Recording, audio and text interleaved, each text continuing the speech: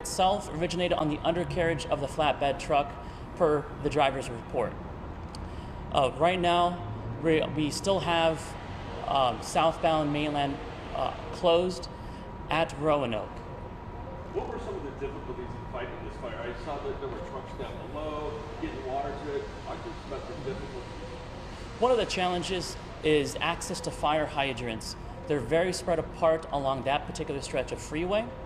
We also had additional units go on the lower part of the expressways to be able to gain a different vantage point just in case the fire extended below the freeway. In this case it did, and we had crews there available on scene to extinguish that fire, as mentioned earlier.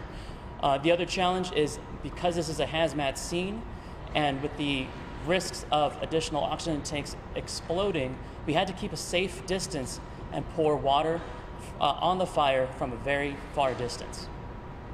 Let's talk about if there's any structural damage to I-5. WSDOT is currently conducting an assessment of the freeway. Please reach out to them for more information. How's traffic? When we talk about traffic at the moment, I know Trooper Johnson, you came over here from Bellevue. How are things looking? How do you anticipate things going as we head later today? Horrible.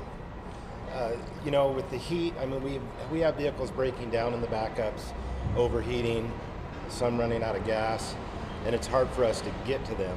So in a situation like this, when I-5 is shut down, you know, we say take alternate routes. Well, all the alternate routes, as I found out personally, are completely gridlocked too. So if you don't have to travel this afternoon, stay where you are, stay at your office, stay at home, don't commute until this is cleared up. And like the fire department said here, the bridge inspectors are on the scene. Of course, they have to make sure the integrity of the bridge is there, and they can speak to kind of what that entails. But right now, the State Patrol's part is essentially, you know, the road closure and trying to assist people that are in the backups.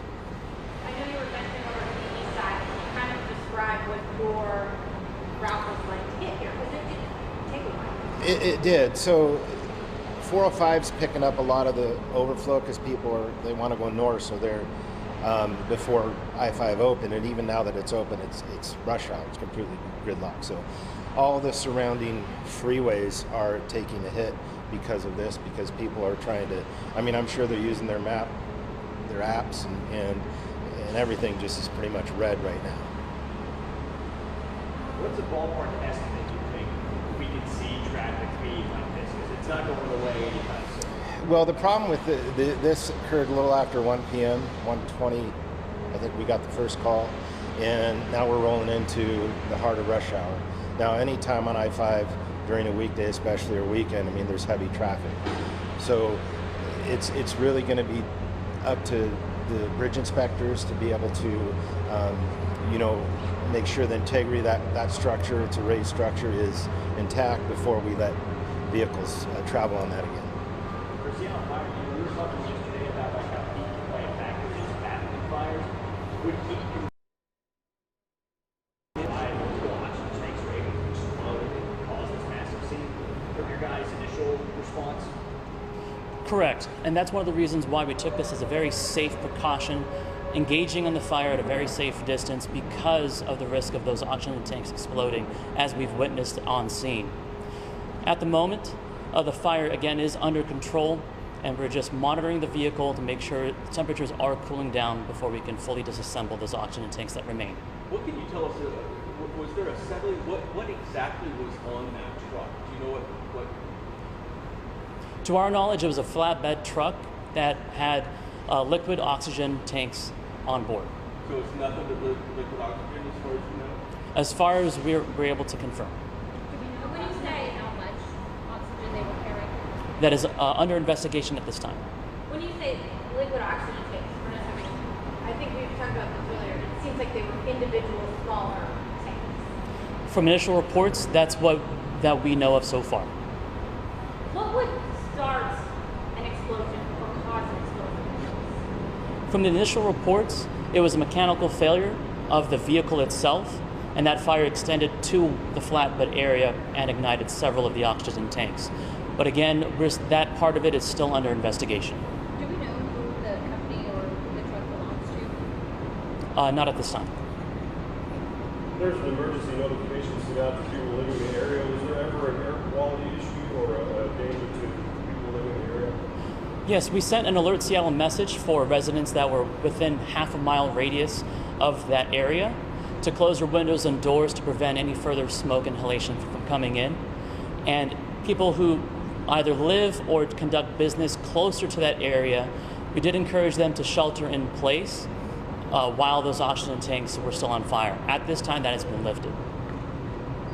Trevor, are you hearing anything else about cars overheating people? Because I mean, people are out there to stop. Are you hearing anything about other issues because of the backup?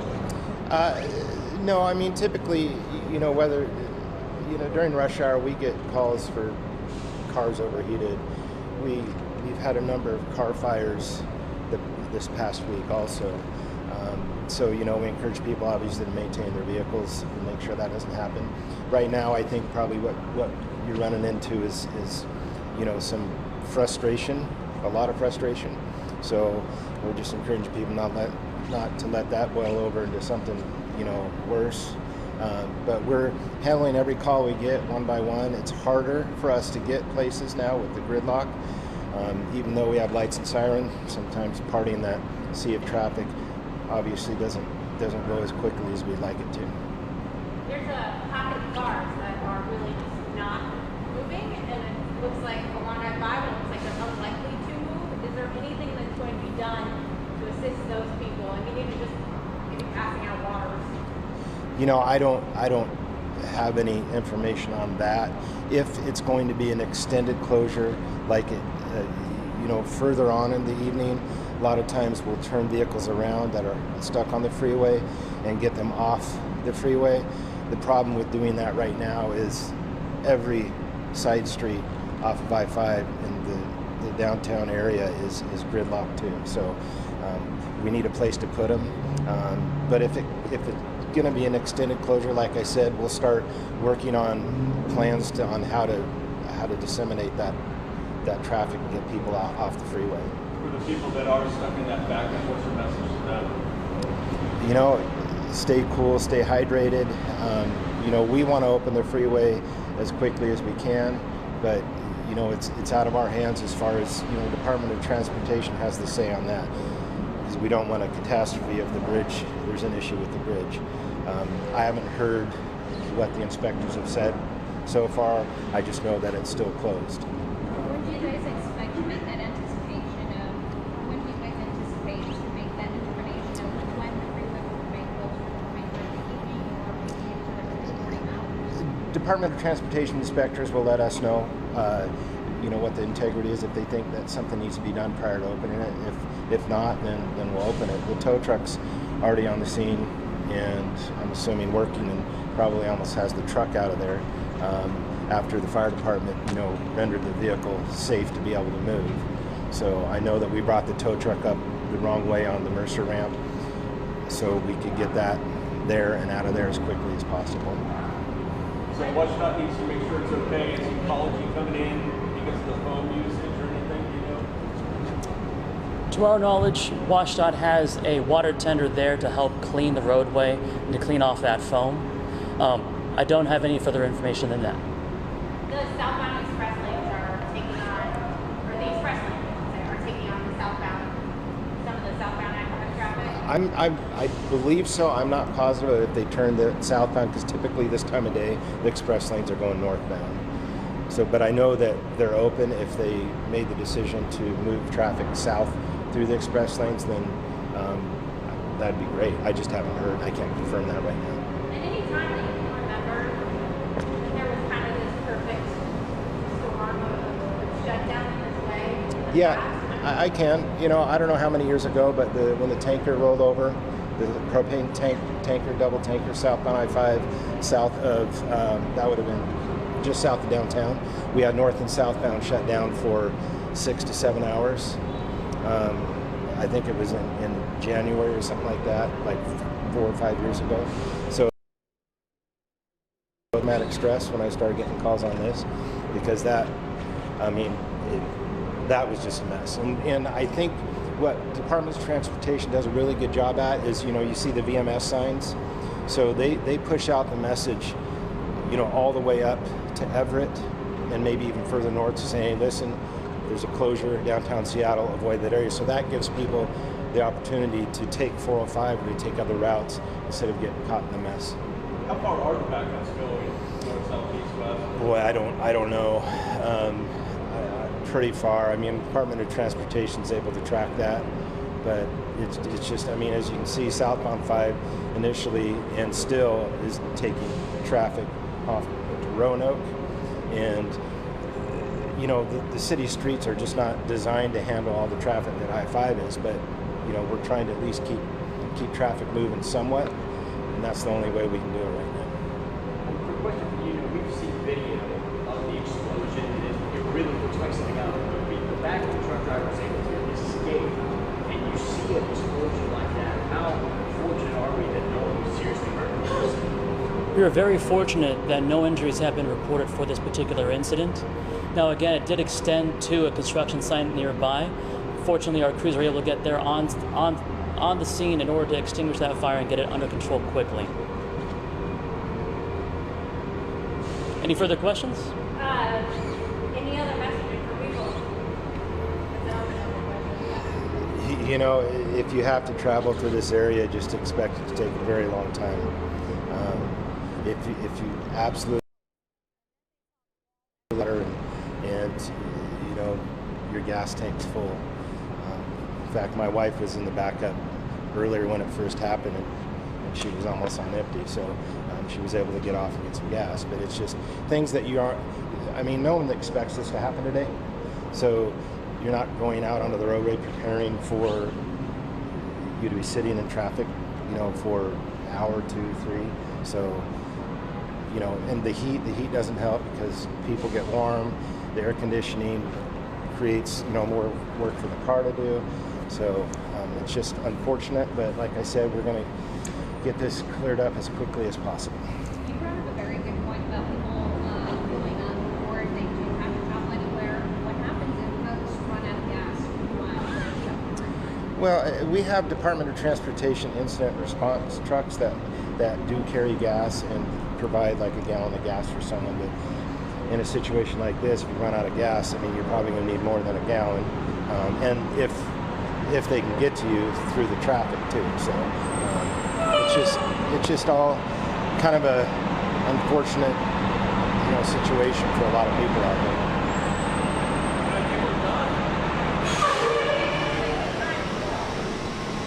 Thank you very much. Okay, so we broke into programming earlier to breaking news because this is some major impact going on in our region. We had a truck that caught fire around 1:30 this afternoon. It led to an explosion because it was carrying oxygen tanks.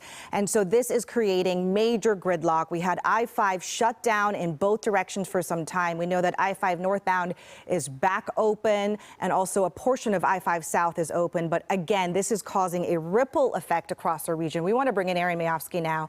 And Aaron, you are tracking everything for us right now. But as you heard, if you can, the best piece of advice is just to stay home at this time. Yeah, I know in a situation like this, Hannah, we like to talk about alternate routes. Really, there are no alternate routes because all of the side streets, 99, buses, things are not going to get you where you need to go. I suggest maybe biking today or just staying at home. If you're needed to get across 520 westbound, I wouldn't even try it at this point. It is gridlocked, and you can see that from our maps. We've got major traffic jams, and travel times are up there so high that they're not even worth counting and letting you know about, because if you're traveling from Everett to Seattle, you're just not going to get there. And as you heard the troopers say and the public information officer talk about this situation, we're zoomed into the situation that's going here. This is northbound traffic along I-5. This is the heart of downtown, happening earlier this afternoon.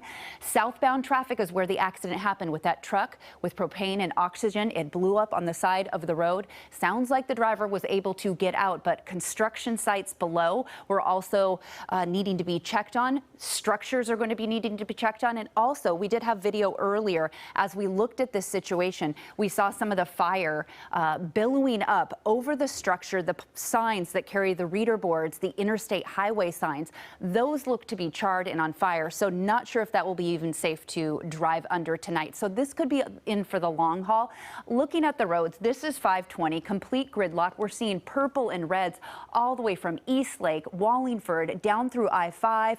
This is something that we're going to be managing. But again, just to get the message out there, it's not really a viable road or situation to go through. There are going to be probably plenty of people stuck out here in this situation as we look through.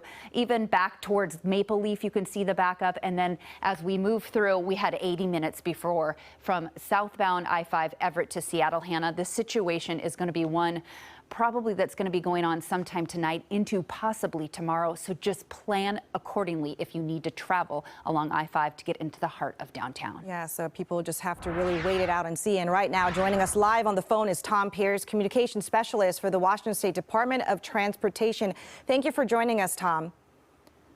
Good afternoon. Yeah, so we are looking at video right now, and on our screen, we've got some dramatic video of what we believe, obviously, is that explosion there of that tanker truck. It was a flatbed and it was carrying oxygen tank, and it exploded, as we've been telling our viewers. But Tom, the big question tonight that everyone has is, how long do you think this closure is going to last for people out there? We've got bridge crews heading out there now because we do need to check the sign structure to make sure that it is stable. And then we also need to check the bridge deck. So until they get out there and they can really have a good look at those things, we're not going to know how long this is going to take. Did closure at this point, it's really anyone's guess because even WSDOT officials don't know at this time. Is that what you're saying? Yeah, we've got to get out and examine it. We can't just look at cameras and make our determinations. So what can you tell people right now at this moment? I know that in your center, your crews are working really hard. You guys got cameras all over our state. What are some of the biggest trouble areas that you're seeing right now as far as gridlock goes? Well, 520, because of course you can't go south on 520. From 520 to 5, excuse me. Northbound 5 is backed up. 405 is backed up in Bellevue all the way, simply because that's the main north-south route that's available right now. So, if you can put off your travel, then you should do that. For those people that cannot say that they absolutely have to get somewhere, what are, I guess, the best alternate routes? I know that troopers were saying 405 at one point and 99. Are those also looking really bad right now? Pretty much every road in the Seattle area is going to be backed up right now, simply because we have so many people that are getting off the freeway and then onto the city street network. So we're seeing a lot of backups there. The one thing that could work if you're headed from the north and you have to get downtown is the light rail at Northgate.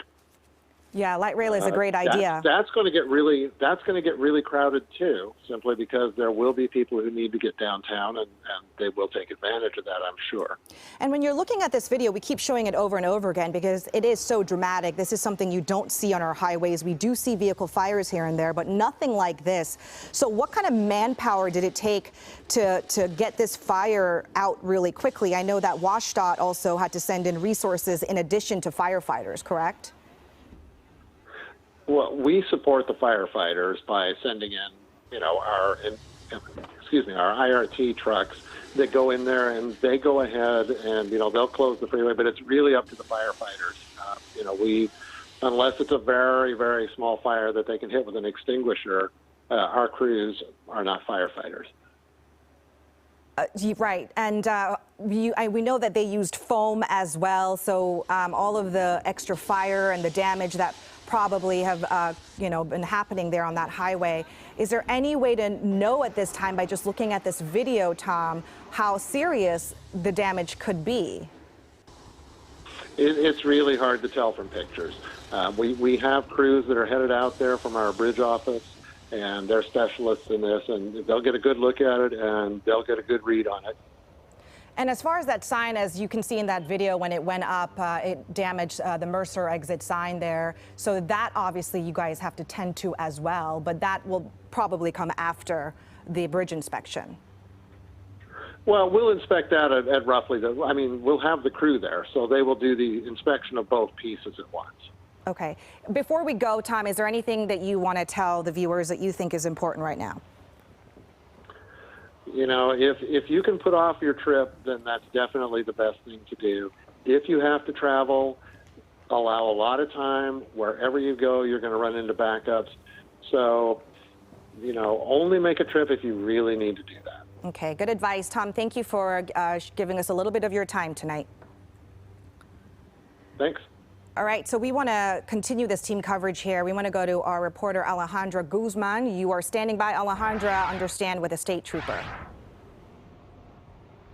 Good evening. Yes, we are, and I can tell you that this is definitely an incident that took everyone by surprise, especially law enforcement right now as we continue to unfold exactly what happened around 1:20 this afternoon. We can tell you that the fire is definitely contained right now. The fire department is working to tow that truck right now, that flatbed that was carrying what we now know was just liquid oxygen. We heard several explosions. Now we're talking about how long we could anticipate for drivers to be stuck on I-5. And to talk a little bit about WSP's involvement, we do have Trooper Rick Johnson. Thank you for being with us today. Absolutely. Tell us a little bit about, you guys have been out there. We're talking about the structural damage of I-5. What is being done right now to assess it?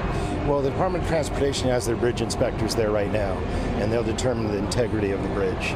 And as soon as they give us the go-ahead, then obviously we'll open up the freeway. But right now, I don't have an ETA, and we know that all the side streets are just gridlock. And so once I get an ETA, of course, I'll push that out there. You guys are also working on ensuring that drivers are staying safe right now as we continue to mention the traffic aspect of how it's being impacted. We're talking about drivers possibly being stranded out there for a couple of hours. You guys had some good safety tips to keep people safe, especially if they don't have to travel. You're advising them not to go anywhere. Right. I mean, if you don't have to commute in this area right now, don't. I mean, and we're having cars overheating. We have individuals running out of gas, and it's just unfortunate, obviously, because a lot of people, they don't necessarily plan on this kind of gridlock when they leave on their normal commute. So we're just asking people to be patient. If you don't have to travel, don't travel, because every alternate route is going to be gridlock. Getting back to that incident, though, it all unfolded around 1:20 this afternoon. We know that it was a flatbed truck carrying liquid oxygen. What would cause an explosion like this or an incident like this as the driver was on I-5? Well, I mean, we get a number of car and truck fires, especially during the summer. The fire, from what I understand, started in the undercarriage. And, the fire department would have to speak to what would cause one of those canisters to explode. Obviously, there's going to be a lot of heat from the fire, but thankfully the driver was able to get himself away from the vehicle before any of that happened. We also know that a construction site was also a part of this fire explosion that developed and morphed into a much bigger situation. How are those construction workers? And you mentioned that the driver is doing okay. Driver's doing great, and the fire, I don't know if it was one of the canisters, ended up going over the side of the freeway into a construction site where it ignited a fire, but the fire department did just a fabulous job. They were there quickly, put that out, so that became a non-issue, and they could focus their attention on making sure that truck is safe for us to be able to remove it from the freeway. We heard that people had heard several explosions. Well, we don't know exactly how much liquid oxygen was on that tank. I mean... Yeah, I don't know how many total, but I know that, out of the utmost caution, the Seattle Fire Department wanted to clear the surrounding area, which makes complete sense to me. I mean, we're backed off, they're backed off, because, it just wasn't a safe situation until they can get that cooled down, get the fire out, and assess it. I know you're with WSP, but I know you're working with the fire department, so I think you can speak to a little bit about this. There was some concern for residents in the area for the smoke that was in the area. That has since been lifted. Right, and that's what David, from the Seattle Fire Department indicated. They made the decision to have people shelter in place, close your windows and doors, and that's the information they gave us also, and also put it on their social media, and then did the Seattle alert call and message to the surrounding community.